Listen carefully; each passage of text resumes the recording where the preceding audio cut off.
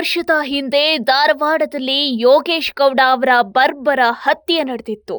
ಜಿಮ್ನಲ್ಲಿ ದಿನಪತ್ರಿಕೆ ಓದುತ್ತಿದ್ದಾಗ ದುಷ್ಕರ್ಮಿಗಳ gang attack ಮಾಡಿತ್ತು.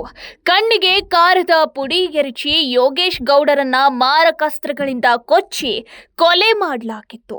ರಾಜಕೀಯ ದ್ವೇಷದ ಈ ರಕ್ತ ಚರಿತ್ರೆಗೆ 10 ವರ್ಷದ ಬಳಿಕ ಬಹಳ ದೊಡ್ಡ ಟ್ವಿಸ್ಟ್ ಸಿಕ್ಕಿದೆ.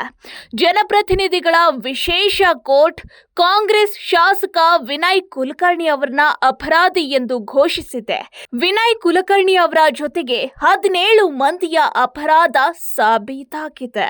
ಕಳೆದ 10 ವರ್ಷಗಳಿಂದ ಯೋಗೇಶ್ ಗೌಡ ಕೊಲೆ ಪ್ರಕರಣ ತನಿಖೆ ನಡೆಯುತ್ತಿತ್ತು. ಇಂದು ವಿನಯ್ ಕುಲಕರ್ಣಿ ಸೇರಿ 17 ಮಂದಿ ಅಪರಾಧಿಗಳು ಎನ್ನಲಾಗಿದೆ.